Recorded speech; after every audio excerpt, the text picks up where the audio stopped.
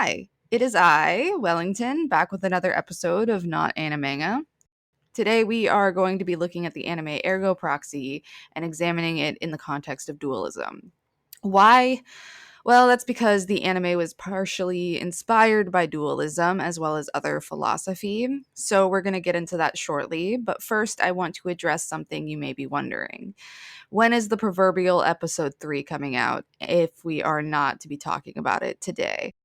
Well, I made the executive decision to wait to publish that episode simply because I did not want to have to waste time explaining dualism in that episode when I was already going to talk about it in this episode. Um, Cartesian philosophy is kind of its own thing and needs to be talked about separately. And since that episode contains primarily a discussion about Sartre and Heidegger in the first portion, who are both rejecting dualism in their philosophies, and then later we talk about Locke's essay on human understanding, Locke is not a dualist either. I thought it was important to build a stronger baseline understanding of what kinds of thoughts are happening before we get into existentialism, which obviously we've already covered. In order to understand these people, you sort of have to talk about their predecessors. It's kind of important. So I ended up kind of doing the research for these episodes at the same time. Everything's kind of interconnected, and so I'm doing a lot of back and forth. So in order to talk about Ergo Proxy, it's going to be a little complicated because we're going to be discussing a lot of people. But to begin this part of the story, we're going to be covering Descartes and Leibniz. And then in part 2, yes, there's going to be a part 2, yippee, first time, we're going to be covering Husserl, Lacan, Kristeva, Derrida, and Berkeley. And so we'll also consequently be talking about Levi-Strauss and Saussure, as well as Deleuze and Guattari, even though I was not going to talk about them at first. Now, this is not what I would call a popular anime, and it specifically did not really take off in America, even though it deals primarily with Western media and was aired on TV here. But it's not like I would say that philosophy itself is particularly exciting for most Americans. A lot of people are not interested in what I'm going to talk about today, particularly not in this format. And I say that because Ergo Proxy is very weird. There are a lot of intellectual references in it to all sorts of things, including the battleship Potemkin and the painting Ophelia by John Everett Millais. The plot itself is somewhat obscure. For this reason, a lot of anime fans who enjoy weird shit like me have called it a masterpiece, quote unquote. I, however, do not agree with that assessment. I think there are a lot of pacing issues. I think there are issues with consistent animation and that there are issues of plot development. And honestly, I think these are also problems they shouldn't have really had because they had a fairly large budget and they were given free reign to basically do whatever the fuck they wanted. So to me, even though I think what they did with the philosophical aspects is pretty incredible, the story is not a masterpiece by any means. But it is more engaging when you rewatch it. I will say that. Alternately, I think they did a really good job with showing the personalities and personal development of the two main characters. However, I would not agree that such a claim holds for the other characters in the story. A lot of them are really quite flat or lack mass despite their evolution.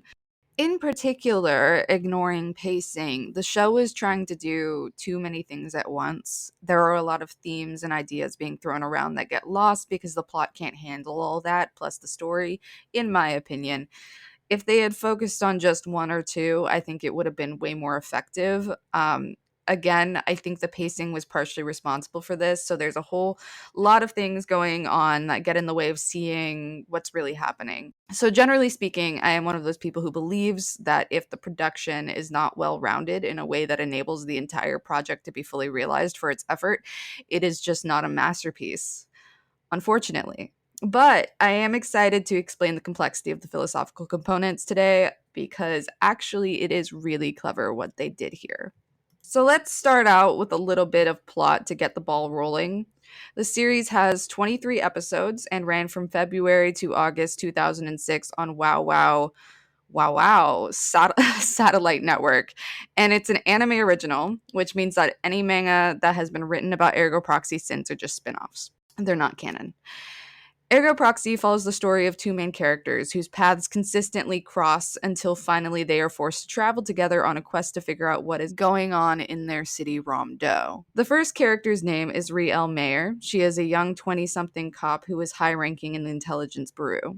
Her job is simply to gather intel, but there is a lot of information that is kept from her because of the bureaucracy. So the Wikipedia is wrong on this. She is not assigned in any way to the case that dominates the plot.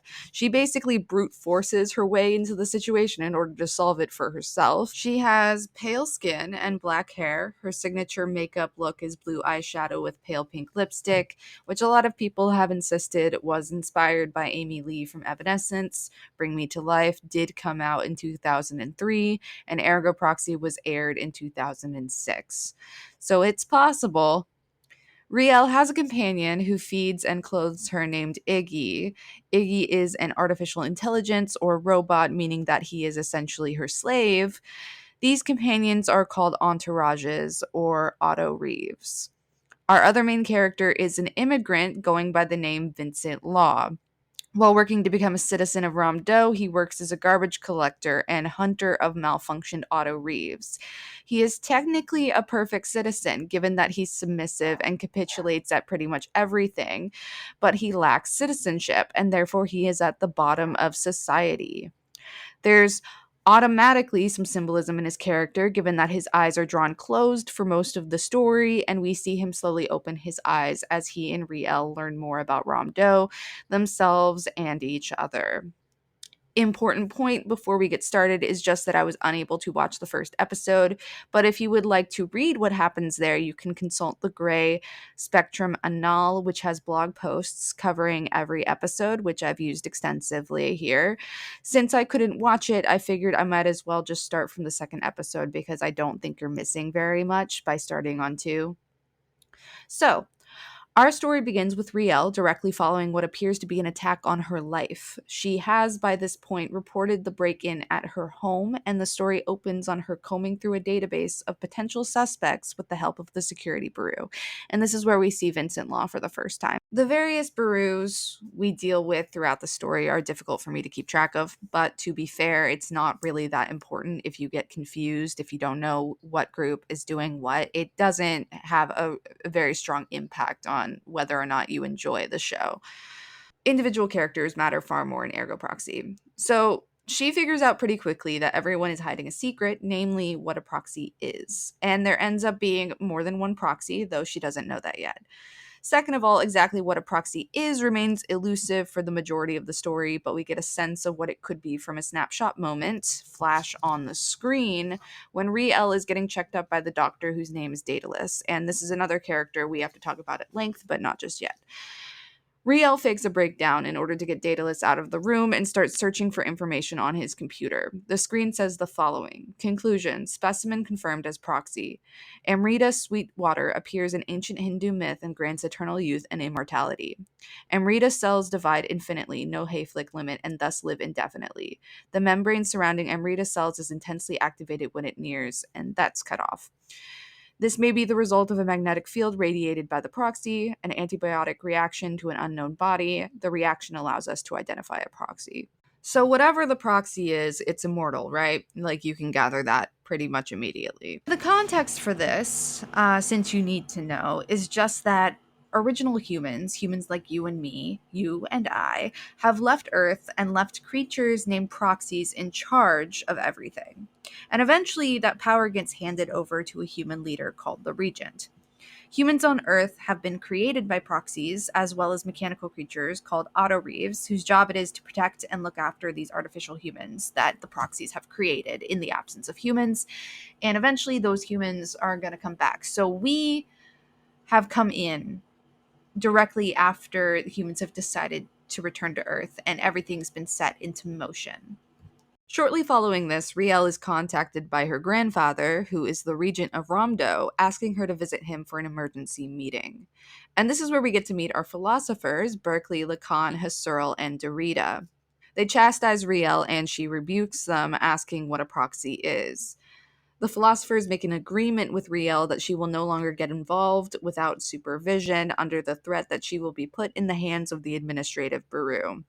Riel's grandfather remains silent and unmoving throughout this procedure, and Riel exits quietly.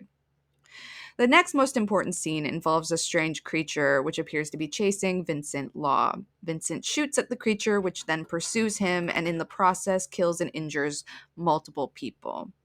This is where we get a reference to the Odessa Steppes in Battleship Potemkin, and a baby and mother are slaughtered as a result. Vincent is eventually cornered by the Thing, unable to escape, and this is the first time we see him open his eyes, which of course is symbolic and surprisingly brave of the timid Law. And this is where we can start talking about Descartes and the anime simultaneously, because up to this point we can take note of a couple things.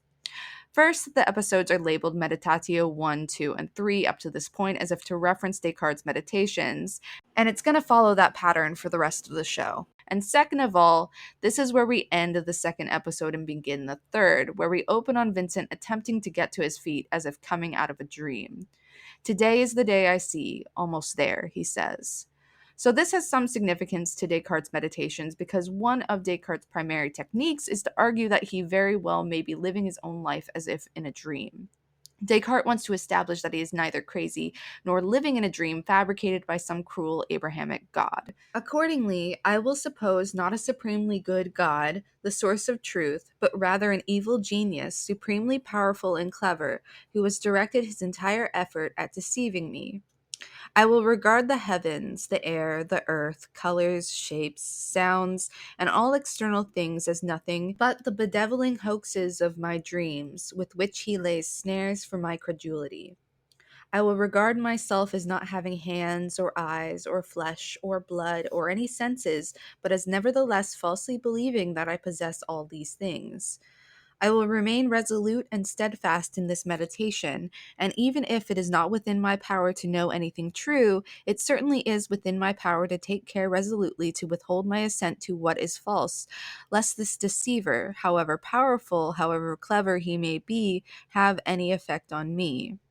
But this undertaking is arduous, and a certain laziness brings me back to my customary way of living.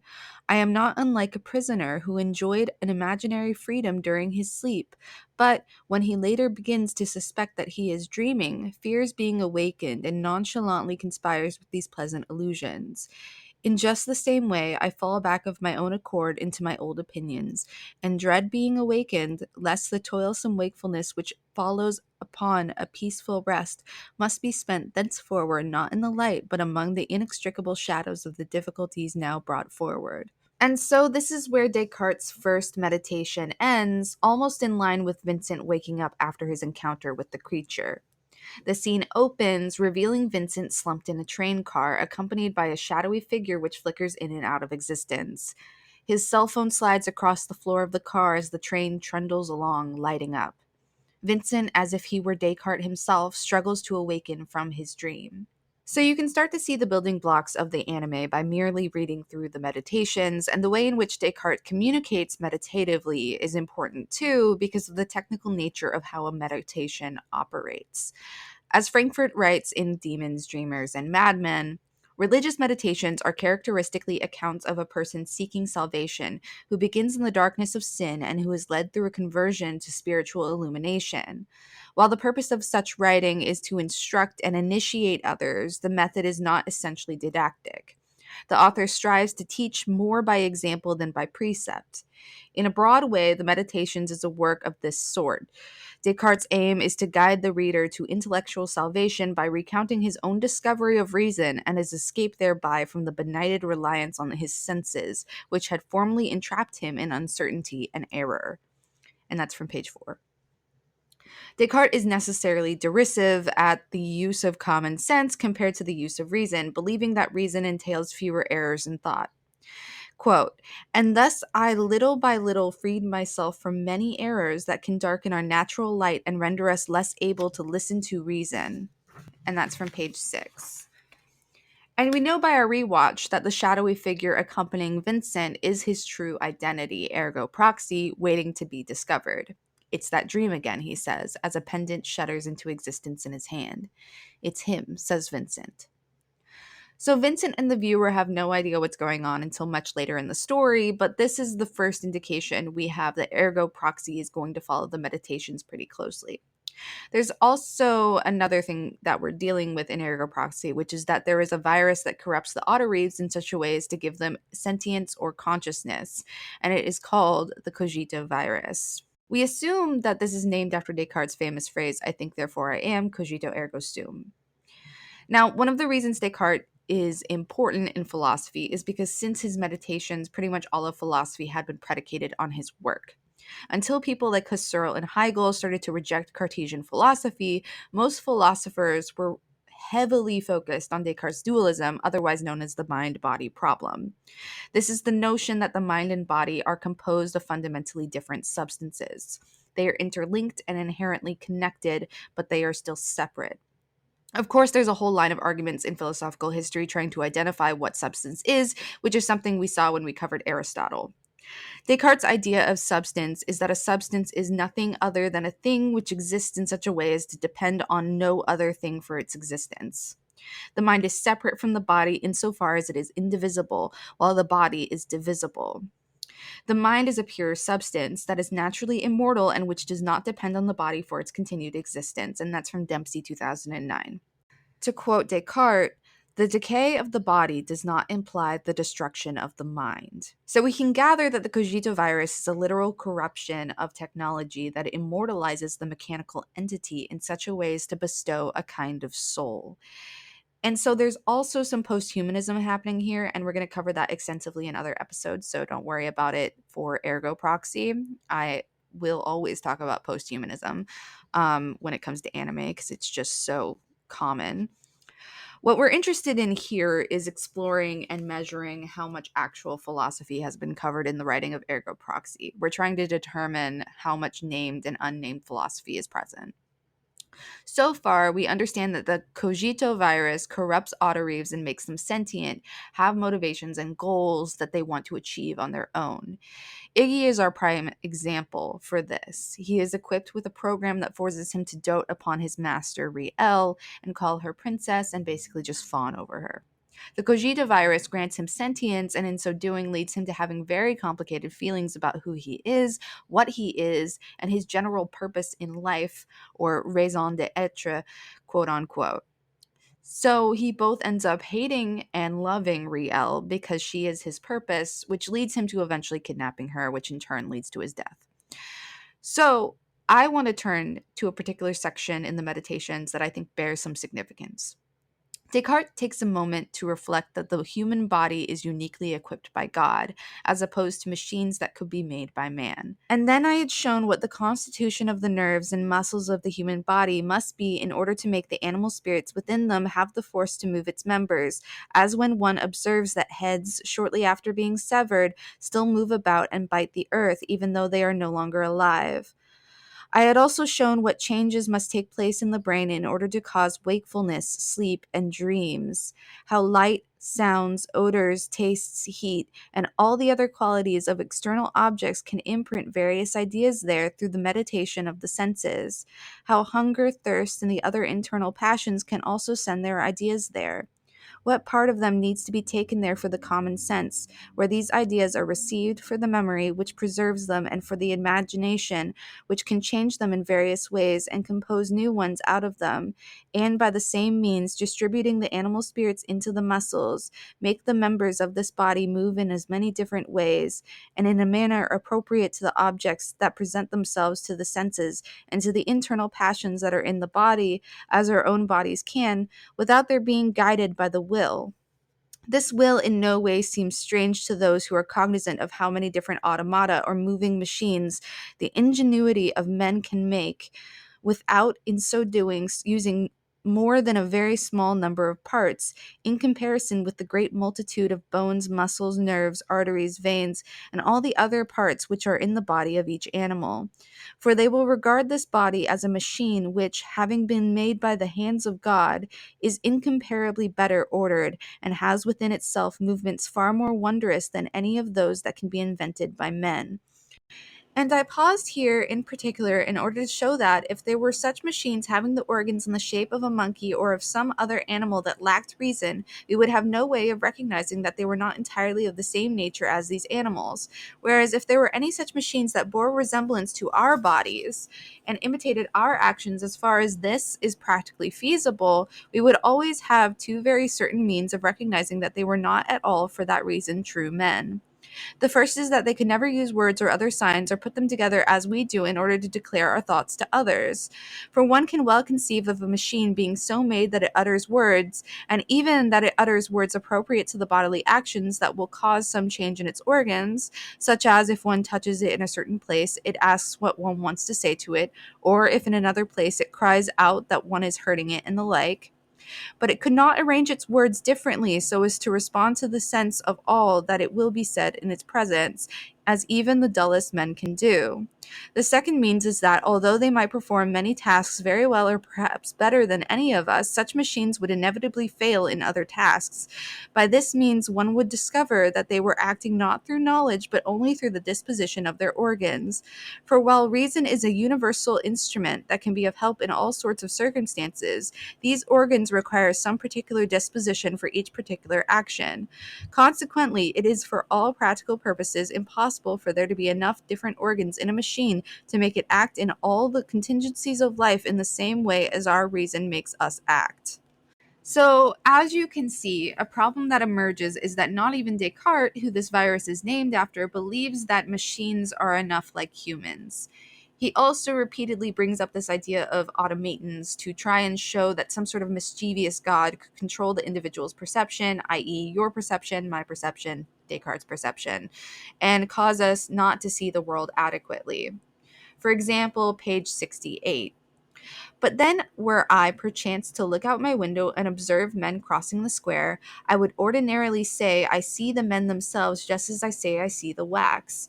But what do I see aside from hats and clothes, which could conceal automata? Yet I judge them to be men.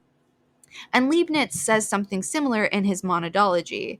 And so we need to invent a psychoanalysis of the machine, which perhaps is the point of locating Kristeva and Lacan and subsequently Freud in the landscape of Rondeau. We need language to be able to accommodate the machine. So it may come as no surprise that I realized when I was reading Derrida by Chris Johnson that Ergo Proxy relies heavily on the origins of structuralism in order to make its philosophical points, which we will get to later in part 2. So let's look a little bit more at the mind-body problem, otherwise known as dualism. Descartes begins his meditations by stating that his main interest is to talk about the existence of God and the soul philosophically, not theologically, and that the Christian belief that the human soul does not die with the body is going to be important to the reader. So there are two main arguments that are posed in the meditations, and I took this from Wagner in 1983. The first is the separability argument, which is the following. Because I know that all that I clearly and distinctly understand can be made by God as I understand it, it is enough that I can clearly and distinctly understand one thing apart from another for me to be sure that one is diverse from the other, because God at least can place them apart. And it does not matter by what power this is done for them to be judged diverse. And thus, from this very fact that I know I exist, and meanwhile notice nothing clearly to pertain to my nature or essence, except this alone, that I am a thinking thing, I rightly conclude that my whole essence consists in this one thing, and that I am a thinking thing. Because on the one hand, I have a clear and distinct idea of myself insofar as I am only a thinking thing, not extended, and on the other hand, a distinct idea of body insofar as it is only an extended thing, not thinking. It is certain that I am really distinct from my body and can exist without it. And the second is the divisibility argument, which is the following. There is a great difference between mind and body, in that body is by its nature always divisible, mind, however, clearly indivisible. For when I consider my mind, or myself insofar as I am just a thinking thing, I can distinguish no parts in myself, but clearly understand myself as something one and entire. On the other hand, there is no corporeal or extended thing which I cannot readily divide in thought, and which I do not, therefore, understand as being divisible. This would be enough to teach me that mind is entirely different from body, if I did not know this well enough already.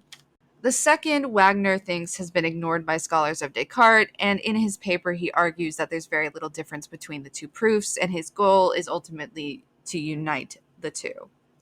So this is a dense article, and we're going to need to know a few things in order to understand both what he's saying as well as the meditations overall. I just thought this article was a good starting point because it's kind of complex, but it gives you what you need to know. So first of all, we need to know what extension means and how it's applied in metaphysics.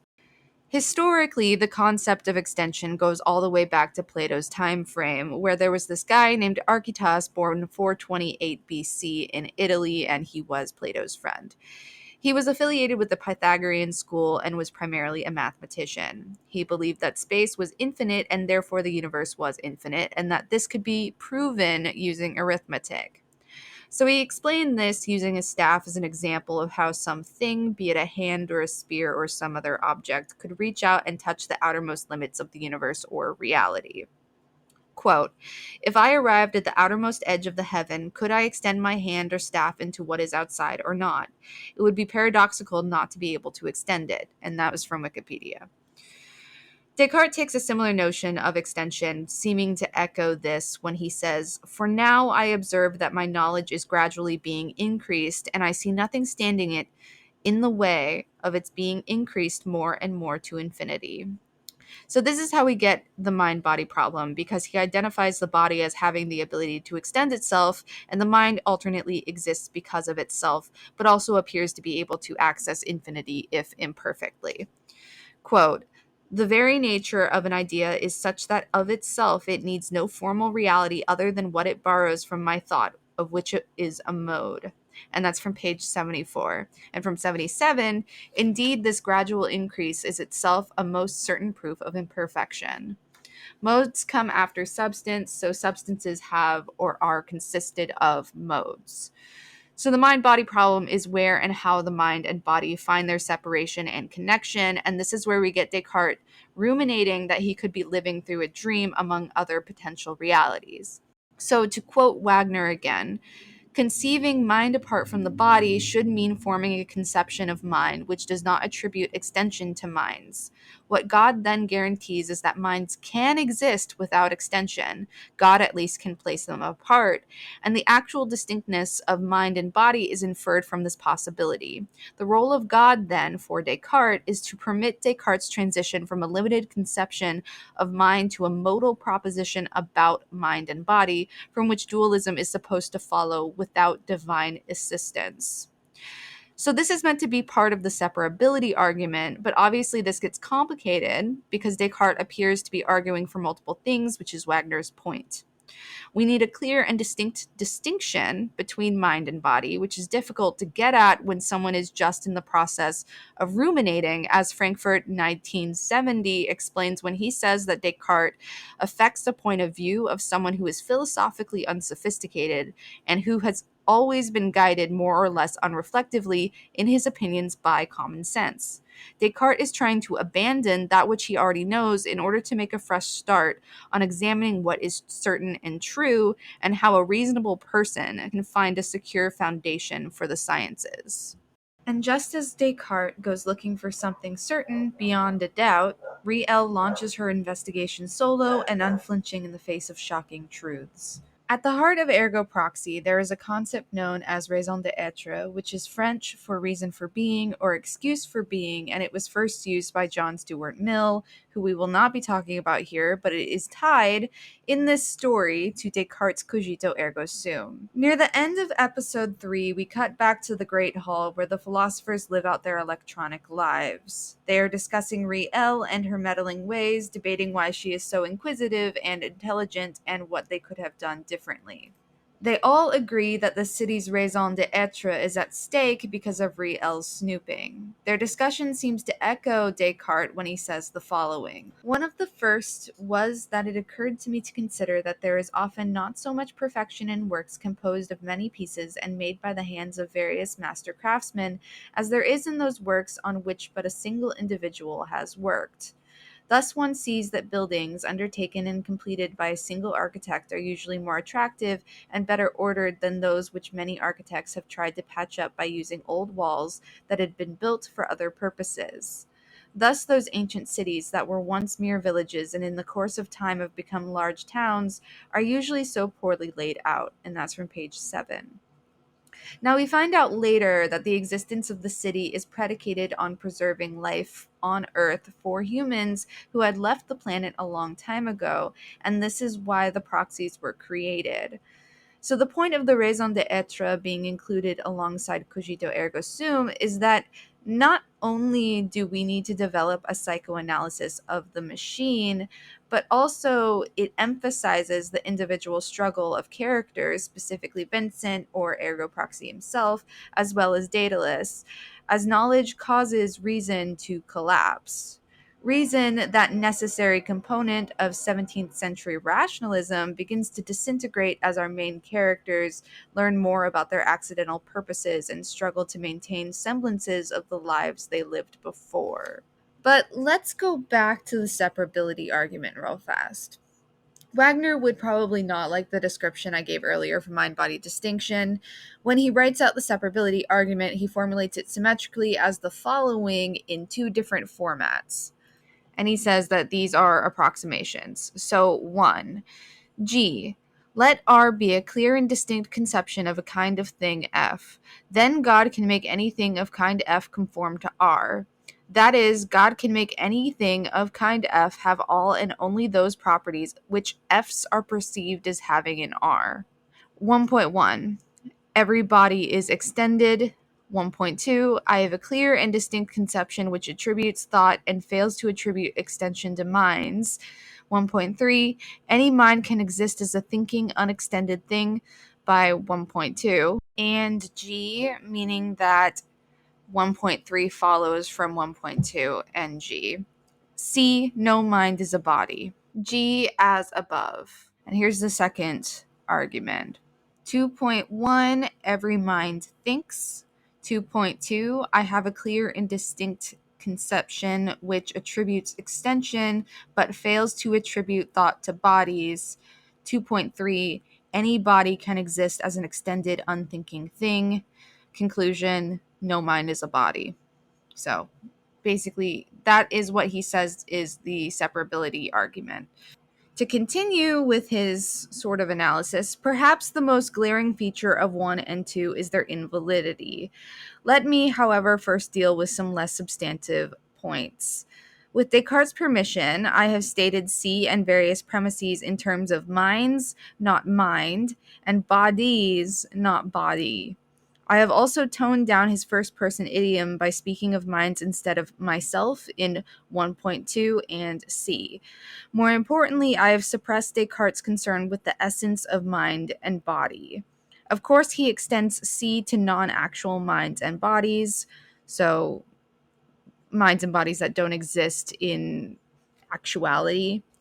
1.1 and 2.1 being alleged necessary truths, and 1.2 and 2.2 describing conceptions of any mind or body, actual or otherwise. But for my purposes, the simple form of C is more appropriate. It avoids some complications, and although much the same textual and philosophical problems arise either way, my approach highlights the modal assumptions which Descartes needs even for C as I have stated it. In fact, the main repairs needed in 1 and 2 involve modality. So, modality being a particular mode in which something is experienced or expressed. 1 succeeds if and only if extended things cannot exist without being extended, where this holds d re. If B is extended, it is not possible for B, in another possible situation, to be unextended. 2 depends on the analogous assumption about thinking things. We may state the two needed principles as follows. NE, Whatever is extended lacks the property of being possibly unextended, and NT, whatever thinks lacks the property of being possibly unthinking.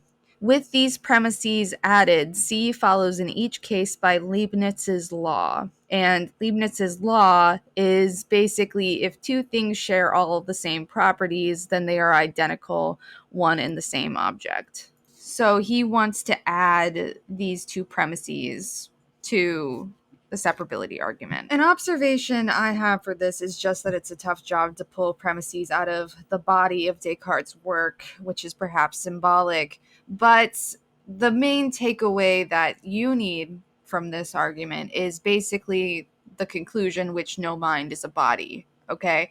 So obviously this is kind of the main where we get the main idea of dualism, is that the mind and body are separate and they must be distinct in some way, and we're trying to find that distinction.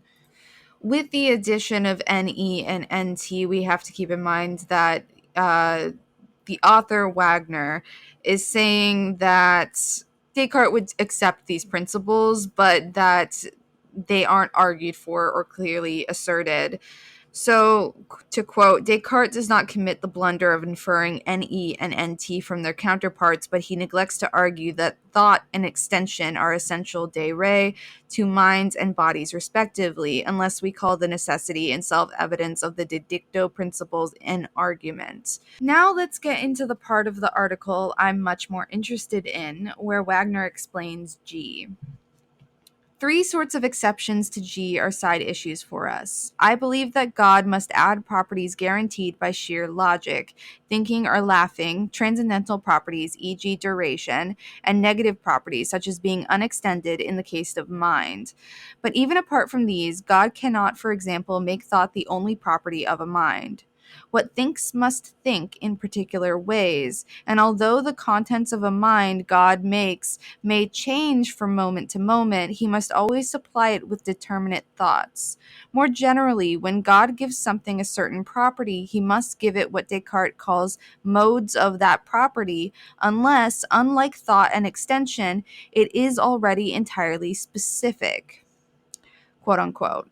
Modes of positive properties are positive properties, so we need a special clause to allow their addition to the F made in conformity with R. We might thus offer the following definition to clarify G.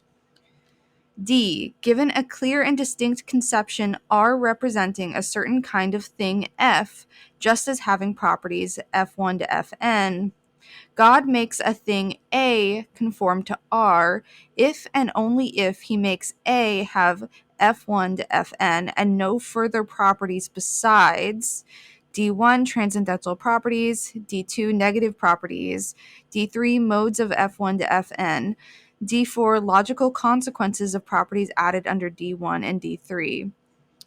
It is worth noting that D3 does not let God add extension to a clear and distinct conceived mind or thought to a clear and distinct conceived body, because neither thought nor extension can be a mode of the other. Any attribute of which a property is a mode is already contained in a clear and distinct concept of the mode. Yet the concepts of extension and thought do not involve each other.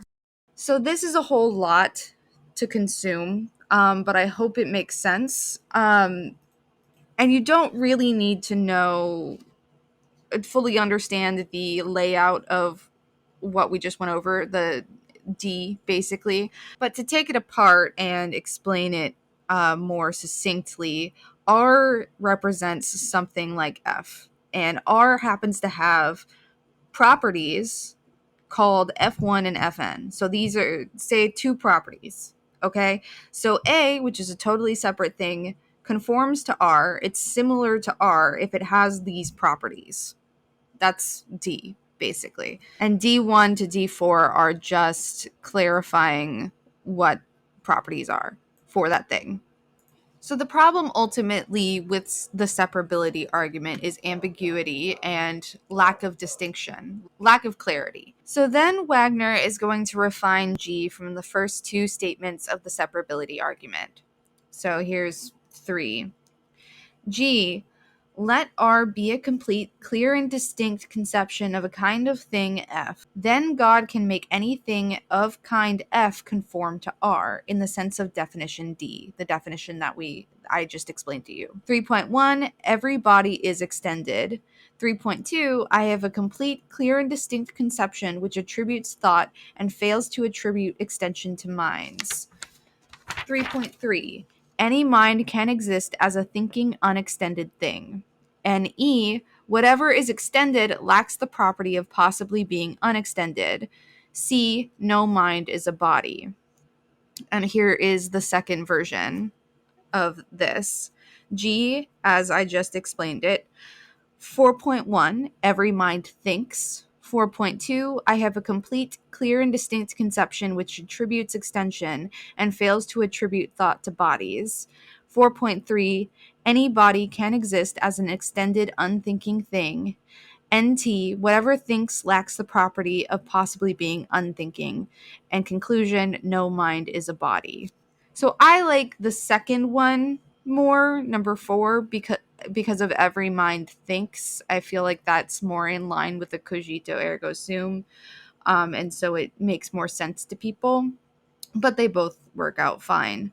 And you can see that NE and NT are being used in 1 and 2. So they're both being used, but in different arguments. So now let's go to the divisibility argument, which is a lot simpler. I gather that div is usually read like this. 5. 5.1. Every body is divisible. 5.2. Every mind is indivisible. C. Conclusion. No mind is a body. 5.1 is given in the fifth meditation, but it's hard to determine where he gets 5.2. Wagner writes that people have argued that he gets this from the simplicity of his soul or the simplicity of cogito ergo sum.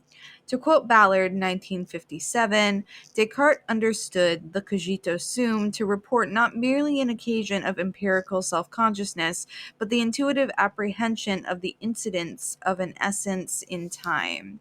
In short, a thought occurs and the thought itself confirms one's existence. As Descartes puts it, noticing that this truth, I think therefore I am, was so firm and so assured that all the most extravagant suppositions of the skeptics were incapable of shaking it, I judged that I could accept it without scruple as the first principle of the philosophy I was seeking. Descartes essentially thinks that the cogito ergo sum is so strong of an argument that it needs no additional clarification. Wagner argues against this, saying that Descartes' usual objects of introspection are ideas and faculties, and that simplicity is something else entirely. And I have to disagree with him here. Thoughts, Descartes thinks, come from within a person because of their innate defect by virtue of being something other than God, something other than perfect. And I think while it's true that simplicity is something additional to an idea has the ability to be simple, and that Descartes is quite clear insofar as he believes that the idea of being, because one thinks, is quite a simple thought, to the point where it has the capacity to found an entire metaphysics upon itself. As Ballard continues, the criterion of clarity and distinctness held by Descartes can be understood in two senses. First, in a purely logical sense, and second, in a psychological sense, as referring to the undoubted conviction that a proposition is true. So the cogito sum may be simple, but it is broad, self-referential, and clear and distinct in its meaning. And insofar as it is broad, self-referential, and clear and distinct, it is strong. Descartes' main goal, then, becomes to find thoughts that are similar to the cogito ergo sum, insofar as we utter that thought and recognize immediately, as we did with cogito, that it is clear and distinctly true. The value of the cogito becomes the basis of reason. What remains to be seen is just how the mind and body find their separation in Descartes' view. But Wagner wants to then construct another argument for divisibility because he thinks that 5 is insufficient. So this generates 6.1, which is necessarily every body is divisible. And Wagner goes on to use the new G or G apostrophe as he writes it in order to build a divisibility argument. 6.2. I have a complete, clear, and distinct conception which attributes thought and fails to attribute divisibility to minds, followed by G apostrophe. Let R be a complete, clear, and distinct conception of a kind of thing F. Then God can make anything of kind F conform to R, in the sense of definition D, which was given a clear and distinct conception R representing a certain kind of thing F, just as having properties F1 to Fn, God makes a thing A conform to R if and only if he makes A have F1 to Fn and no further properties besides D1 transcendental properties, D2 negative properties, D3 modes of F1 to Fn, D4 logical consequences of properties added under D1 to D3. 6.3. Any mind can exist as a thinking, indivisible thing. Our next problem is that mind-body distinctness does not yet follow. We need to know that no body can exist without being divisible. One expedient is to borrow NE from SEP, although given our present wording, it is convenient to rewrite this principle. Relying on the definitional equivalence of bodies and extended things, NB, every body lacks the property of possibly not being a body. Now this plus the de dicto necessary divisibility of bodies asserted in 6.1 yields 6.4. Every body lacks the property of possibly being indivisible. Therefore, conclusion, no mind is a body. Although this version of div seems acceptable, it leaves Descartes with no argument for the indivisibility of minds. To fix this, we may replace NB by ND. Whatever is divisible lacks the property of possibly being indivisible. Now indivisibility follows with the help of 6.3. 6.1 then yields mind-body distinctness. In fact, the necessarily in 6.1 can be dropped if we use ND, with a gain in symmetry between SEP and div. So this is where I'm going to stop because you don't need to know where Wagner goes after this. You just need to know the basic divisibility argument and the basic separability argument and kind of what's happening in the meditations, as well as what Wagner is trying to do. Because both of these arguments are not very clear. When I reread them, I think that Descartes made logical mistakes with these two arguments. But we can glean that the body is an extended thing and extended things are divisible, and the mind is indivisible because it is not extended, and the mind has the ability to imagine imperfectly enough the body's limits as well as the mind's limits. So Descartes is trying to put these arguments forward, and Wagner is stating the two different arguments in logical formats and trying to reconcile them. The problem with Descartes is that everyone's always kind of arguing, oh, he has two or more meanings of this, that, and the other thing at all times. For example, the Ballard article, I quote, talks about there being two egos in the second meditations. These kinds of arguments are common with the meditations because of their nature, not necessarily because of their writer, but dividing the metaphysics of the meditations into two different arguments helps us break down what is happening in the mind of Descartes as he is writing, if imperfectly. There is another thing we need to cover in the meditations, and that is Descartes' characterization of God. Descartes believes that everything that is true and real depends on God's will.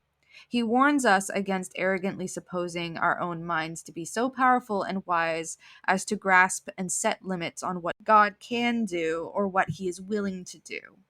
Descartes does not say that God is omnipotent. So Descartes' view of God is actually compatible with Leibniz's conception of God.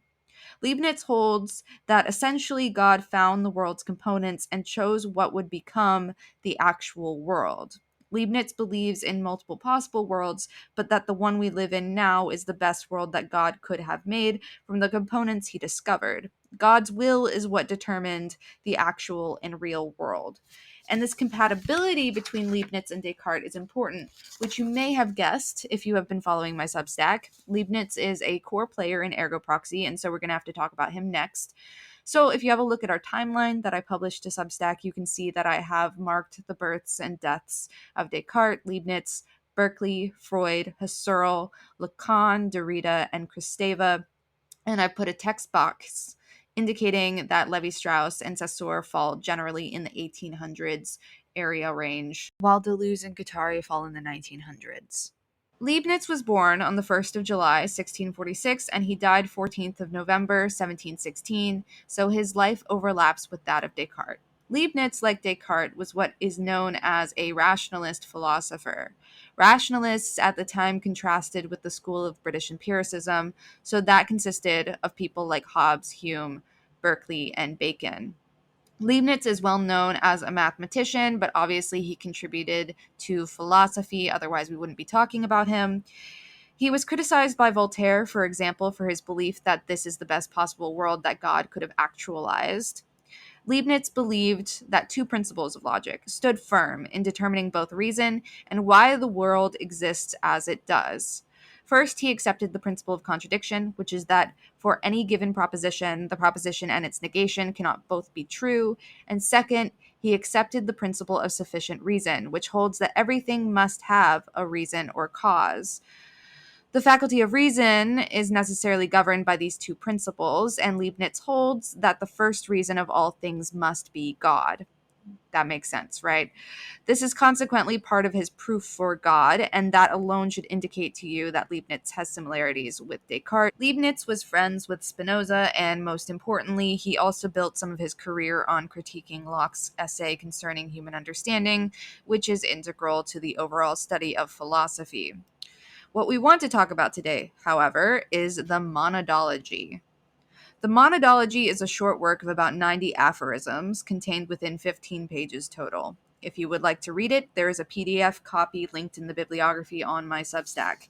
And here's what we're going to do. We're going to go through the Monadology and pick it apart in terms of Ergo Proxy and try to see what the anime is taking from Leibniz. Now, in order to understand the Monadology before going into it, you need to know that Leibniz, like Berkeley, denied the existence of matter. Instead, he believes in the existence of what he calls monads, which are units of force or energy, and the term monad has both a physical and metaphysical sense.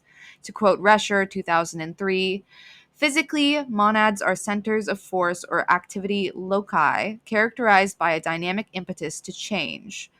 Metaphysically, monads are particulars, items existing as units of reality, whose identity lies in their descriptive uniqueness. Monadological metaphysics pivots on the idea that concrete particulars, individuals, objects, items, can be individuated or identified descriptively. Monadology stands committed to the idea that anything concrete admits of a specific identifying description. The doctrine thus has a characteristic and distinctive approach to ontological item identification. Its maxim is to be as a unit of existence is to be uniquely characterizable, and that is from 232. Leibniz starts the monadology by determining what a substance is. The monad, of which we shall here speak, is nothing but a simple substance which enters into compounds. By simple is meant without parts. This sounds a bit like he's describing a prokaryotic cell or a cell without a nucleus. The takeaway is just that there must be something that is all one thing. 2. And there must be simple substances since there are compounds, for a compound is nothing but a collection or aggregatum of simple things. So he's saying that monads must join with other monads in order to create compound monads. 3. Now where there are no parts, there can be neither extension, nor form, figure, nor divisibility. These monads are the real atoms of nature, and, in a word, the elements of things. And that seems fairly straightforward. 4. No dissolution of these elements need be feared, and there is no conceivable way in which a simple substance can be destroyed by natural means. So monads, by this measure, must be immortal in some way, but also indivisible. Monads are the real atoms of nature, simple substances, the things in themselves, which compose the external world of physical reality. But a problem in ergo proxy emerges when we consider anything beyond the dome, or even the characterization of the entity monad in terms of world building. The monads of ergo proxy appear to be thinking, moving entities, which the general public within the dome are protected from. You might think at first glance that this is a lot different from the nature of Leibnizian monads. But one chance Leibniz gives us for reconciliation between the show's depiction and Leibniz's theoretical framework comes with number 6. Thus, it may be said that monad can only come into being or come to an end all at once. That is to say, it can come into being only by creation and come to an end only by annihilation, that which is compound comes into being or comes to an end by parts. Leibniz does not specify that a monad cannot be like a human, only that monads must have some qualities and that each monad must be different from every other. Additionally, monads have no windows through which anything could go in or go out. It is almost as if Leibniz potentializes that which could be a monad as something akin to a living, breathing human. Of course, this is not Leibniz's intention, but rather that of the writers of Ergo Proxy. Leibniz wants to generate something akin to the atom, while the writers of Ergo Proxy are more interested in developing fantastical world building. The reason we know that the writers are uninterested in fully following any one philosophy is because of their tendency to name drop philosophers and imply that most, if not all, philosophers have been reincarnated in a sense or copied into mechanical form. Daedalus, for example, a doctor assigned to Riel, works in his laboratory with Otto Reeves named Deleuze and Guattari. Not every philosophical framework is going to be present in Ergo Proxy, even though their originator might be named, but there may be elements of different frameworks cherry-picked to create the illusion of substantive writing. That's not to say that the writing isn't substantive, but there is also some illusion happening here. So this is something we need to be careful of when analyzing Ergo Proxy, because we don't want to make the assumption that some degree of philosophy is there when it in fact was barely an inspiration. I use the example of Deleuze and Guattari because I think that while they play a role, their inclusion is limited because they rather serve as a clue in piecing together a tapestry of psychoanalysis, not so much that they are integral to understanding the full picture, but rather that they give the picture greater nuance as we work on interpreting all the scholarly voices that shape the anime. Episode 4, for example, lends us another clue when a man named Hootie, who lives outside the walls of Ramdo, recites a poem to Vincent as the immigrant recovers from leaving the dome. The poem is written by Joe Bousquet, a paralyzed French surrealist poet who was greatly admired by Deleuze. So you can start to see how the puzzle pieces are fitting together. The poem recited alludes to a dream state wherein the experiencing subject finds that words are not sufficient to convey the moment in which the subject finds himself. I don't know what happened inside my mind, nor do I have any way of putting it into words. It was a moment that defied all words when I felt something inside me fall asleep and something else wake up. In the world that was born from him, a person could now become anything. These words are overlapped as Vincent works hard to escape and finally emerges from yet another dream. Quick note, I am not fully sure that these words are actually translated from French and attributed to the poet himself, but the idea nevertheless is to suggest that yes, these words belong to Joe Bousquet. Yet another layer of interpretation has been added to the story as the dream pervades Vincent. And we can see, even in the Monadology, how distinctly the notion of a dream merges with the notion of monads and how it guides the script. To quote 20 and 21 from Leibniz, 20.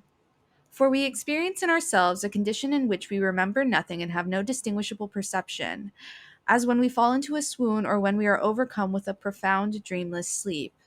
In this state, the soul does not perceptibly differ from a bare monad, but as this state is not lasting and the soul comes out of it, the soul is something more than a bare monad. 21. And it does not follow that in this state the simple substance is without any perception.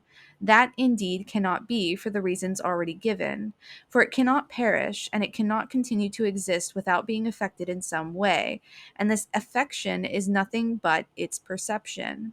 But when there is a great multitude of little perceptions in which there is nothing distinct, one is stunned, as when one turns continuously round in the same way several times in succession, whence comes a giddiness which may make us swoon, and which keeps us from distinguishing anything.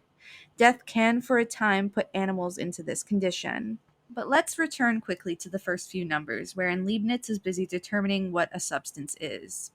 Aphorisms 1 through 8 illustrate that monads are uniquely characterizable, meaning that any ontological description of a thing depends on individuation. This means that things can only be understood descriptively.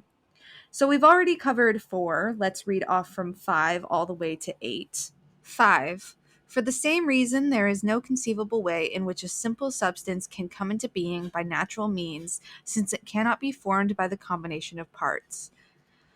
6. Thus it may be said that a monad can only come into being or come to an end all at once. That is to say, it can come into being only by creation and come to an end only by annihilation, while that which is compound comes into being or comes to an end by parts. 7. Further, there is no way of explaining how a monad can be altered in quality or internally changed by any other created thing, since it is impossible to change the place of anything in it, or to conceive in it any internal motion which could be produced, directed, increased, or diminished therein, although all this is possible in the case of compounds, in which there are changes among the parts. The monads have no windows through which anything could come in or go out. Accidents cannot separate themselves from substances nor go about outside of them, as the sensible species of the scholastics used to do. Thus neither substance nor accident can come into a monad from outside. 8. Yet the monads must have some qualities, otherwise they would not even be existing things. And if simple substances did not differ in quality, there would be absolutely no means of perceiving any change in things. For what is in the compound can come only from the simple elements it contains, and the monads, if they had no qualities, would be indistinguishable from one another, since they do not differ in quantity. Consequently, space being a plenum, each part of space would always receive in any motion exactly the equivalent of what it already had, and no one state of things would be discernible from another. Also important are aphorisms 18 and 19, which emphasize autonomy of the monad. 18. All simple substances or created monads might be called entelechies, for they have in them a certain perfection. They have a certain self-sufficiency, which makes them the source of their internal activities, and so to speak, incorporeal automata. 19. If we are to give the name of soul to everything which has perceptions and desires in the general sense which I have explained, then all simple substances or created monads might be called souls. But as feeling, le sentiment, is something more than a bare perception, I think it right that the general name of monads or entelechies should suffice for simple substances which have perception only, and that the name of souls should be given only to those in which perception is more distinct and is accompanied by memory. All of this is important because of what we are confronted with much later in the show, specifically that Riel is a unique and imperfect copy of the original monad, who Daedalus, feeling Riel slipping away from him emotionally and physically, brings back quote-unquote to life in the form of a new Riel. And it's important to note that descriptions of objects or people do not have to be complete in order to discern them distinctly from other things. Ostension is sufficient. And you can imagine the importance of something like ostension in the context of the moving picture, which in its own right does nothing more than point at moments as various details are emphasized, de emphasized, or extrapolated upon throughout the course of an episode. The significance of a pure and perfect copy of Monad, which is clarified by the fact that she wears only white, is how the show illustrates her difference to Riel. When Riel is traveling with Vincent and Pino, we see a clear portrait of her personality as she demands to be doted on. Her demands are often ignored or cause confusion, and she shows herself to be useless without external aid. Point being that the juxtaposition between the two characters' behavior illustrates that while they are both rather helpless, they are fundamentally unique, particularly compared to each other. Leibniz is insistent that monads are the real atoms of nature and that God is the supreme artificer and architect of the universe, much like the proxies themselves are.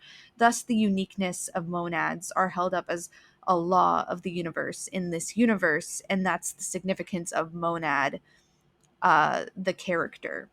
Another thing to keep in mind, just as an aside, when it comes to Riel 1 and Riel 2, we can call them, is that they are both inextricably linked through their interaction with Daedalus. Just as Riel 1, the version who pursues the proxy, doesn't know when to quit, Riel 2 appears to echo this when she finally flies into the sun, despite the cries of Daedalus. Never is Daedalus able to save his raison d'etre because she has this personality ingrained in her. On that point, let's turn to aphorisms 29 and 30. 29. But it is the knowledge of necessary and eternal truths that distinguishes us from the mere animals and gives us reason and the sciences, raising us to the knowledge of ourselves and of God. And it is this in us that is called the rational soul or mind. 30. It is also through the knowledge of necessary truths and through their abstract expression that we rise to acts of reflection, which make us think of what is called I and observe that this or that is within us. And thus, thinking of ourselves, we think of being, of substance, of the simple and the compound, of the immaterial, and of God Himself, conceiving that what is limited in us is in Him without limits. And these acts of reflection furnish the chief objects of our reasonings. So, returning to characters such as Daedalus, we can see that he sees himself in Riel, and thus sees himself in the proxy she takes after. God is thus present inside Daedalus and Riel, and is the source of his decision making. And so this has us circle back to Descartes' cogito ergo sum. It is a problem faced by everyone, not just the autoreivs. One's raison d'etre depends on one's own consciousness, which in turn depends on God, which in the end is not just the proxies, but also humans themselves. And so a unique philosophical argument emerges, a futuristic one. We can imagine technology so advanced as to ensure we live on, not just to see another day, but where we must face our sins for creating people, essentially, that we've disregarded entirely. So, Ergo Proxy becomes a way for us to explore these kinds of ideas so that we can advance our society in an ethical manner. So, that is it for part one of this episode. In part two, we will be going into all the other philosophers that we did not cover here. Reminder that if you want to look at my bibliography or references, or ask me any questions, really, you can go to my Substack. It is in the show notes. But yeah, that's it for this episode. Thank you for hanging on, and I will see you next time.